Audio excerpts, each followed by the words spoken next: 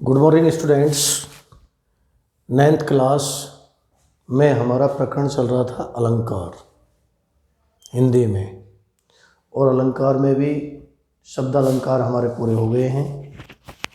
अर्थ अलंकार में हमारा उपमा अलंकार हो गया, रूपक अलंकार हो गया, और चौथा अलंकार है नहीं 3 वो 4 5 ये पाँचवा है उत्प्रेक्ष अलंकार।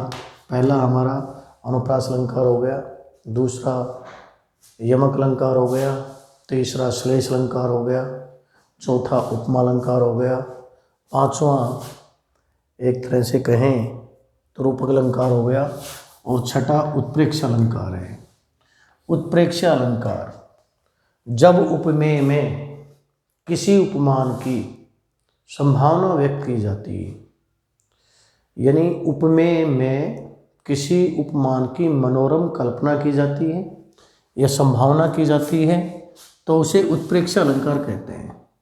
कि यद्यपि उपमेय और उपमान में भिन्नता होती है, लेकिन उपमेय और उपमान में समान गुण धर्मों के कारण उनमें कल्पना कर ली जाती है, उनमें संभावना व्यक्त कर दी जाती है, उपमेय में उपमान की संभावना व्यक्त कर दी जाती है, तो उसे उत्प्रेक्ष अलंकार कहते हैं। उत्प्रेक्ष अलंकार में जो वाचक शब्द हैं वो है जानो, मानो, मनहु, जनहु, यथा, ज्यों। ये उत्प्रेक्ष अलंकार में वाचक शब्द है। जानो, मनो आदि, जानो, मनो आदि। तो उत्प्रेक्ष अलंकार क्या है?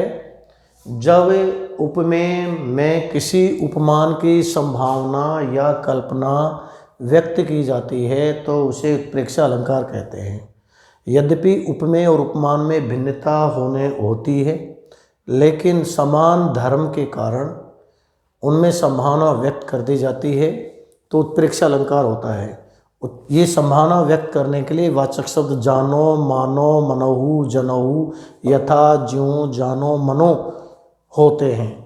तो तय है कि उत्प्रेक्ष अलंकार में ये वाचक शब्द जरूर होते हैं। मानो, मनहु, उदाहरणों में मानहु और मानो, जानो, यथा, मनो आदि। तो ये हमारा, जैसे उदाहरण देंगे हम, मानो मुख चंद्रमा के समान है। तो यहाँ मुख में, मुख क्या है? उपमेय, और उपमेय जो वर्णित है, जो प्रस्तुत है, वही तो उपमेय है। और जो अवर्णित है, जो अप्रस्तुत है, वह उपमान है। तो यहाँ पर मुख में किसकी संभावना व्यक्त कर दी गई? चंद्रमा की, उपमेय की। यानी उपमेय में उपमान की संभावना व्यक्त करे, ये वाचक शब्द है मानो, अतः यहाँ उत्प्रेक्ष अलंकार है। तो उपर्युक्त काव्य पंक्ति में उपमेय कोष्टक में लिखेंगे मुख, में उपमान कोष्टक में लिखेंगे चंद्रमा की संभावना व्यक्त की गई है, अतः यहाँ उत्प्रेक्ष अलंकार है।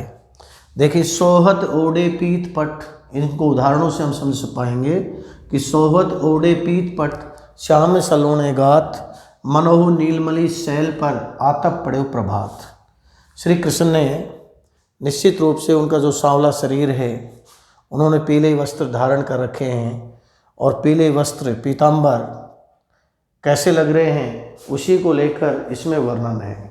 तो सोहत ओढ़े पीत पट, श्याम सलोने गात, मानो नीलमणि शैल पर आतप पड़े प्रभात। तो उपयुक्त काव्य पंक्ति में श्री कृष्ण के सुंदर श्याम शरीर, श्री कृष्ण का सुंदर श्याम शरीर है, श्याम सलोने गात। श्री कृष्ण के सुंदर श्याम वर्ण के शरीर में नीलमणि पर्वत की संभावना व्यक्त कर दी गई। यानी श्री उपयुक्त काव्य पंक्ति में श्री कृष्ण के श्याम वर्ण सुंदर शरीर में नीलमणि, नीलम मणि से युक्त पर्वत उपमान की संभावना कर दी गई। उपमेय में उपमान की संभावना व्यक्त कर दी गई है। और उनके शरीर पर जो शोभायमान पीताम्बर हैं, पीले वस्त्र हैं, उसमें प्रभात की धूप यानी प्रभातकालीन जो धूप है, उपमान है, उसकी संभावना व्यक्त कर दी गई है। अतः यहाँ उत्प्रेक्षा अलंकार है। अगला उदाहरण देखिए, चमचमात चंचल नयन बिच घूंघट पट छीन मानोहु सूर सरिता विमल जल उछरत जुगमीन। बहुत अच्छी बात है कि नायिका है, सुंदरी है, उसने बिल्कुल झीना जो घूंघट है, बिच घूंघट पट छीन, जो झीने वस्त्रों में जो घूंघट है, और उस झीने वस्त्रों में जो घूंघट है, तो उसमें जो मुख है उसमें किसकी संभावना कर दी गई? सुर सरिता नदी के स्वच्छ जल की संभावना व्यक्त कर दी गई। तो उपयुक्त काव्य पंक्ति में झीने घूंघट उपमेय है। झीना घूंघट क्या है? पारदर्शी वस्त्र। झीने घूंघट में उपमेय में किसकी संभावना व्यक्त कर दी गई? सुर सरिता विमल। झीने घूंघट उपमेय में सुर सरिता के निर्मल जल की, यानी गंगा नदी के निर्मल जल की संभावना व्यक्त कर दी गई। और नायिका के जो चंचल नयन हैं, जो बिल्कुल चंचल नयन हैं, वो उपमेय हैं। उनमें उछलती हुई मछलियों उपमान की संभावना व्यक्त कर दी गई है। अतः यहाँ कौन सा अलंकार हो गया? उत्प्रेक्षा अलंकार हो गया।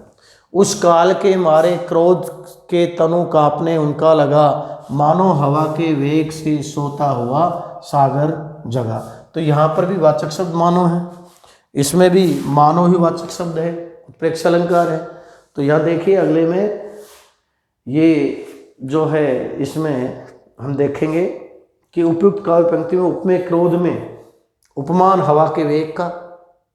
उपयुक्त काव्य पंक्ति में क्रोध में यानी उपमेय में, क्रोध में, ये तो उपमेय हो गया। उपमान हवा का वेग की संभावना व्यक्त की गई है। और आगे क्या किया गया है?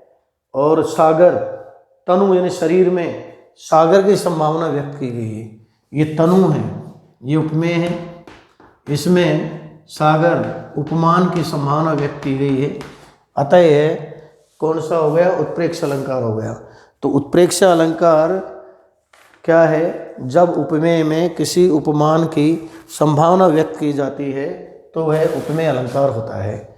और यद्यपि उपमेय और उपमान में भिन्नता होती है, फिर भी उसमें साधारण धर्म के कारण संभावना व्यक्त की जाती है। वाचक शब्द जानो, मानो, मनोहु, जनोहु, यथा, ज्यों, जानो, मनो आदि होते हैं। और इसके और उदाहरण हैं जिनका हम और अभ्यास करेंगे। Thank you so much. Okay.